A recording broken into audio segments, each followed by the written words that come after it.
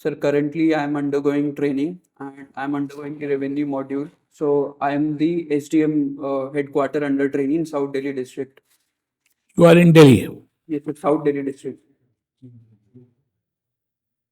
So have you been to Ahmedabad ever?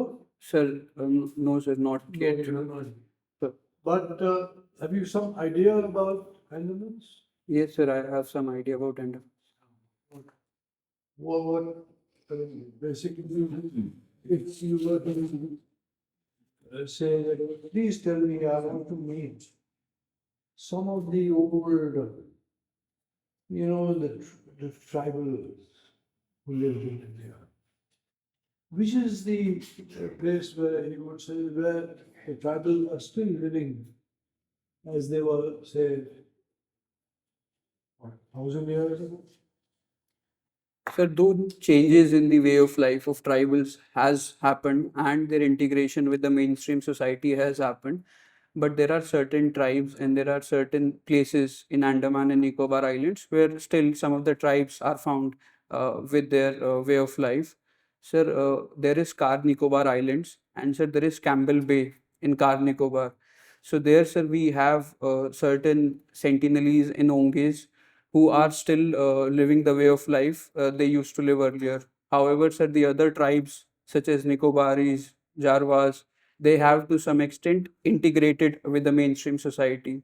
So, sir, Car Nicobar would be the place where I would recommend the people to go and visit, and Campbell Bay so as to see the way of life of tribals that used to exist, though it has changed now.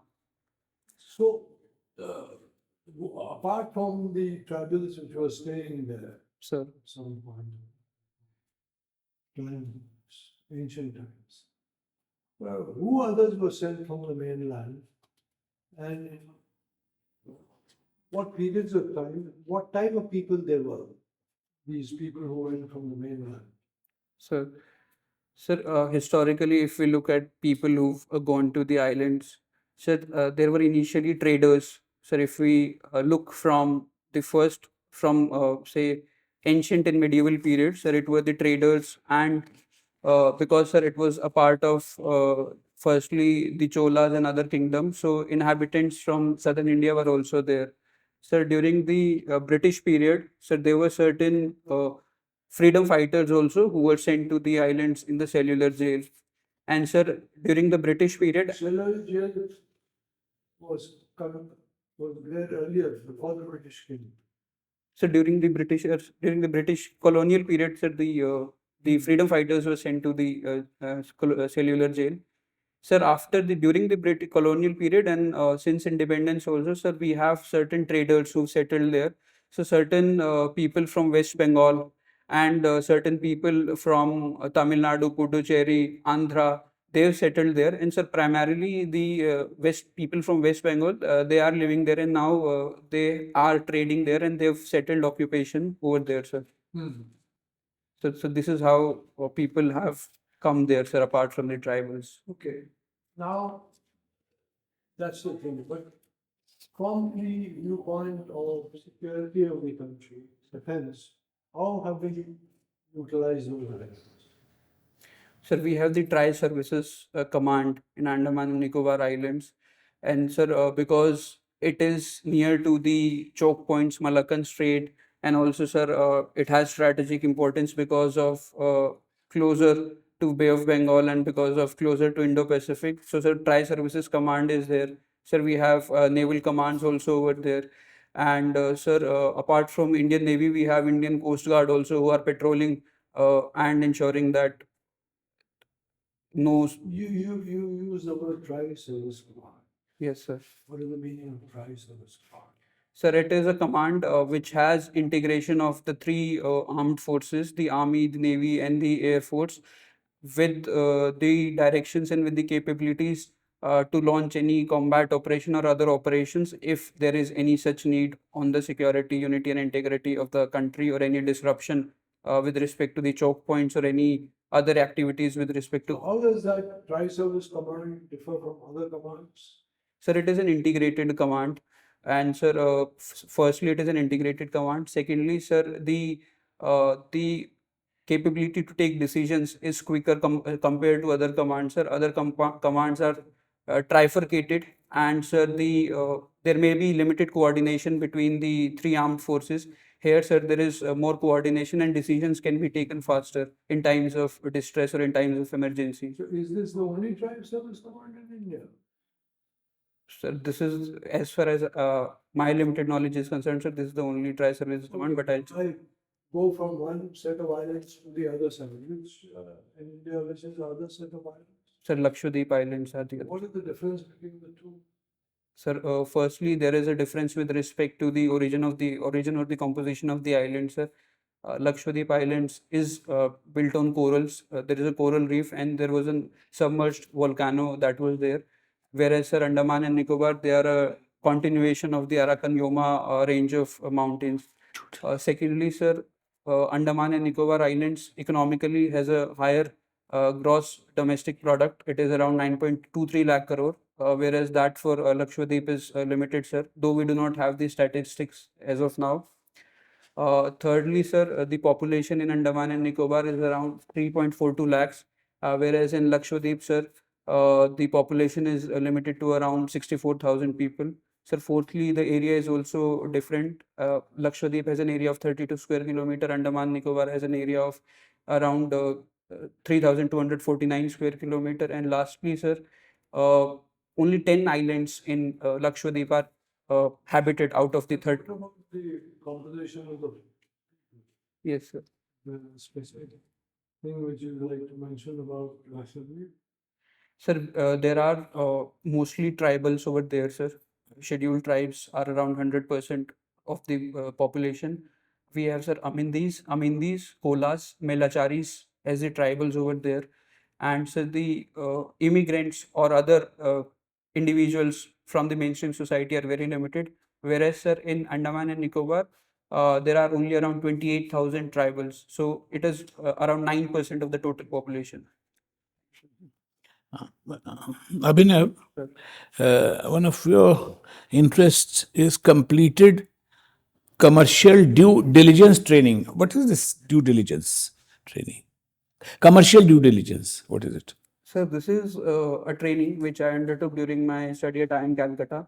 And sir, this requires a set of activities and set of processes to understand the commercial feasibility for undertaking investment in any private entity. So, sir, one would look at the growth of the industry, the growth of the company, how other externalities such as social or political factors would come in. Then if someone invests now after 5 years, how would their investment look? Would they be able to get 2 times the value, 3 times the value? So sir, one looks at these factors before taking a decision. So this is due diligence with respect to commercial point of view. Commercial, okay. So, what is the difference between? Are they similar or they different? And if different, to what extent? How are they different? Management and administration. So they are interrelated. There are points of differences, points of similarities. So points of differences are there. Management refers to set of activities which are undertaken to achieve certain goal or a certain goal target which is set by the management. Whereas sir, administration involves formulating policies, also formulating the goals. Apart from ensuring that the goals are managed, the team is managed and the goals are reached. So, sir, administration has a added aspect with respect to framing the policies and looking at the larger vision and mission. And it is the management, sir, which enables the organization. So, management is a subset of administration. Would you put it that way? So, not a complete subset. There are overlaps, sir, and there are differences. May not be a subset also, sir. What are the differences? Sir, the one difference was this only goals and policies. Others? Any other? Sir, the organizational structure would differ in both of them. Management may have a different organizational structure. Administration may have a different organizational structure. Achha, achha, okay, okay.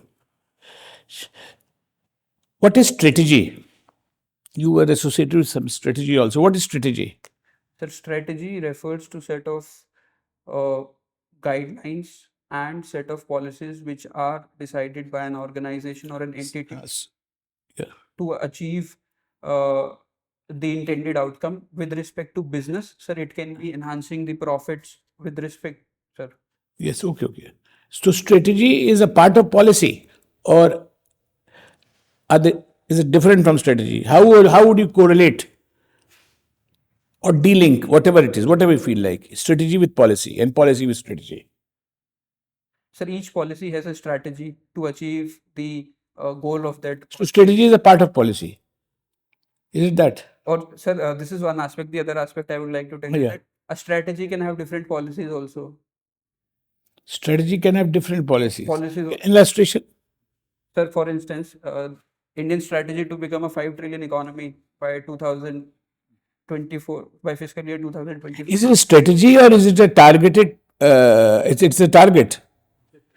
It's an object, yes, sir. Huh? Yes, sir, it is an objective also, and I believe that, sir, it is a. No, it is it if it is an is it an objective or a strategy? Strategy is means of achieving the objective. Yes, sir. So you said that the Indian policy, the policy strategy is that to be achieve 5 trillion economy status. So you will regard it as a strategy. Sir, it is a objective, sir. Thank you, sir. Correct. So And go yes, ahead. sir, it is an objective, and the steps we would take in various sectors, they would be the strategy we would use would be with respect to various sectors as to how to achieve this 5 trillion economy. Strategy is basically a modus Yes, sir. to Achieve proceed the- towards either a policy, form policy or targeted. I'll give you a sentence. I would like to have your take on that. How would you? History repeats itself. Do you agree or disagree? And either way, give illustrations. Sir, I agree also, and I disagree also. You agree and disagree both? Yes, sir. It's interesting. Go ahead. Sir, sir, history would repeat itself if lessons from history are not taken, and one does not ensure that there are necessary structural and functional safeguards to ensure that whatever externality or whatever internal factors which led to certain events in the past, the same externalities or same internal factors do not lead to the same outcomes in the future. And sir, if one does not undertake such arrangements, structural, functional arrangements or safeguards, and one does not undertake lessons from the past, then sir, history would repeat itself. Can you give an example of either of these two instances? The last one. Yeah. Yes, sir. So the last one is why history would not repeat itself if we take. One illustration this side, one illustration that side. Sir, in 1991, we had the forex crisis, we had an economic crisis, and sir, we learned from them. And sir, since now it's been around 32 years, sir. We've ensured that we do not have any such economic crisis, forex crisis till now, and sir, our economy is also doing well. This is one example, sir, where history is not repeated. And sir, the example where history has repeated is the example of Sri Lanka, sir. So Sri Lanka has been repeatedly going through economic crisis, sir. So the crisis started from 2010-11. Then sir, 2014 also they reached to IMF for a bailout. They were given a bailout, but they had limited arrangements with respect to economy. Now also, sir, after COVID and after certain policy decisions of the government to go for organic farming, reduce tourism, that has again led to their economic crisis now. So sir, history in the case of Sri Lanka is repeating. That is another example. Yes, good. Okay. Your main subject is sociology. Sir. What made you decide that sociology? You are a student. What's your favorite? Sir, I did my graduation in electronics and communications and my post graduation in management. Sir. Okay, so two different areas, but you chose sociology. Yes, sir. What was in your mind when you decided? So, firstly, during my study, during my management study, that there were certain courses we had during our first year, which pertained to sociology, and so that introduced me to the subject. Secondly, sir, when I was making a decision with respect to choosing the optional subject, so there was enough guidance which was available on sociology compared to management. Electronics and communications is not an option, sir. So between management and sociology, there was enough guidance which was available. So I chose sociology, and sir, I have to some extent interest also in sociology, which finally made me zero on for this optional subject. Okay. You must have also scored very well in the subject. No, sir, I couldn't score that one. That is why I landed up at Dalek, sir. Had I scored, I would have got a better Still, you score. made it through. This What is your score of interview last year? Sir, sociology? No, interview. 190. And in sociology? Out of 500. 42. So this brought down you. that has not made you revise your decision. You still Yes, sir. Mine still. okay. So you have heard something called caste census. Yes, sir. Are you in favor of that, or you think it is not desirable? If so, then why?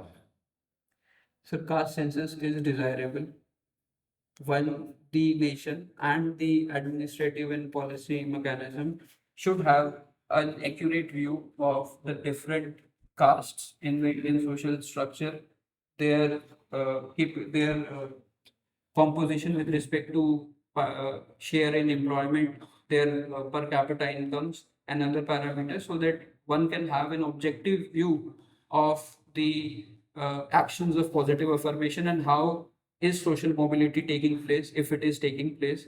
And also, sir, secondly, it would enable the government to have a very clear idea of are there sufficient capabilities of social capital or human capital developed for castes which have faced historical discrimination. However, sir, there are certain safeguards that we can take after the caste census is conducted. First is that, sir, the data may not be made public as long as there is no consensus on that. If there is consensus between the different stakeholders, then the data with respect to caste census can be made public.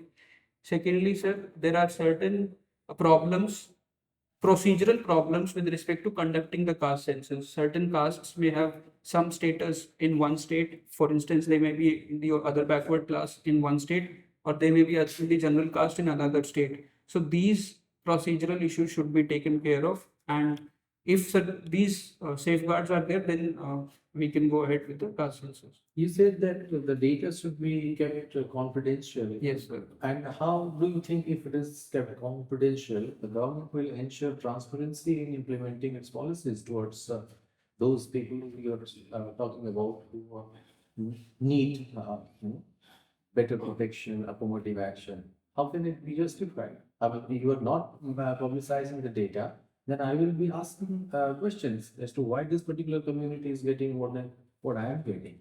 So how do you reconcile this with it? And secondly, it's the entire thing is being registered by the government itself. It is not in favor of. So why? Because more than the administrative requirements for good governance or whatever, it is the political expediency which is either stopping it or is demanding this. So how do you see this? Sir, on the first question, sir, as to how we would be trusting the government. Sir, in a constitutional setup, uh, we as citizens should have that much of trust in the democratically elected government and the constitutional offices that are there, that the government would be taking objective decisions on the objective data that they get out of caste census. And so the government has historically done that also. So citizens, we as citizens would need to have some kind of trust on the government with respect to the policy. Answering the second question, sir, yes, sir, there are certain issues with respect to lack of political consensus, which may be stopping the government. That is why, sir, we need to have certain political consensus so that once the data comes out, there are not much so that there are not much demands and not much furor is created with respect to revisiting reservation or revisiting the What is your take on reservation? so reservation is an affirmative action. It should continue as long as we have the appropriate human capital developed and as long as the historical injustices for the socio-economically disadvantaged classes is taken care of. You think we have done a pretty good job as far as affirmative action is concerned, and we have really elevated those people from the ground zero to an extent which we can claim that it is very satisfactory. Or there are issues which we have to for which we have to revisit the entire policy of reservation. So we've had limited success with respect to reservations, sir. Though to some extent we've been able to develop the capabilities of those socioeconomically disadvantaged classes with respect to health, education, employment, and income. But sir, largely the issues still remain. The UNDP found out that 1 out of every 2 scheduled tribes in India is poor, and 1 out of every 3 scheduled caste citizen in India is poor. So, sir, that highlights the extent of poverty and the extent of the limited extent of success that we've had with reservation. So, we need to ensure that. These are, the observations of external agencies and maybe some internal, agencies are also giving such data. But the fact of the matter is that, as you said, it has failed or we have not done, well in this on this front. So, as a young bureaucrat, do you have any other alternative to this so-called affirmative action? Because the policy, it's a policy, reservation is a policy, it can be done away with. And initially, it was for a limited period of time. So there is no such a thing called sacrosanct, policy. It can be. So, do you think a failed policy should continue? Or you have, as a bureaucrat, if you are asked to give a suggestion, what could be an alternative model to bring about social justice? Sir, sir, I would beg to differ here. We should not call it a failed policy, sir. We may call it a policy with limited success.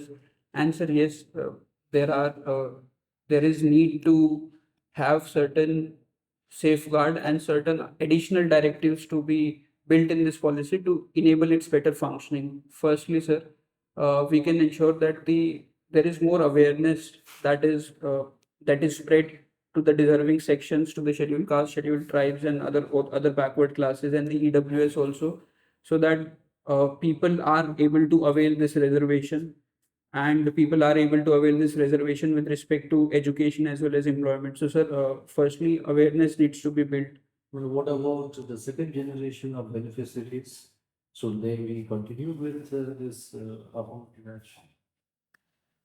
Sir, still, we as a society put some social discrimination on those second generation of people who, though may have been able to do well economically, but still there is some social taboo which is seen by restricting. Sir, even there was an IAS officer in Himachal Pradesh. Her entry was restricted to a temple just because she came from scheduled caste. So we still continue to face such social discrimination. That is why, sir, it should continue. That actually, this is what I am trying to ask. That does this policy take care of the problem that has its roots in the social fabric? I mean, 75 years, we have not been able to do that. It's merely given laws and reservation in education was institution. We think it has not, delivered the desired objectives, fulfilled the desired objectives. So you still think that job reservation will be the game changer or catalyst to do away with the social discrimination at the grassroots level? What is your take? Sir, there are two aspects here that we should look. First is that, sir, earlier there was a great degree of congruence between caste, class, and power. People in the higher caste, they had higher class and they had control of power. Now, sir, due to affirmative action, affirmative action and other opportunities, this congruence is breaking. So people who are not situated higher in caste, they may become higher in class and power. The second aspect is that, sir, yes, apart from reservation, sir, we can have affirmative action. Apart from reservation in education employment, there can be affirmative action so that the health outcomes of people from disadvantaged sections, health outcome, their skilling, and other things are taken care of. So, sir, this additionally can be done to ensure that the disadvantage that they were facing is taken care of. Okay. So, what as a district collector, Sir, you will do to bring peace and sanity in a situation like a riot kind of situation, post riot?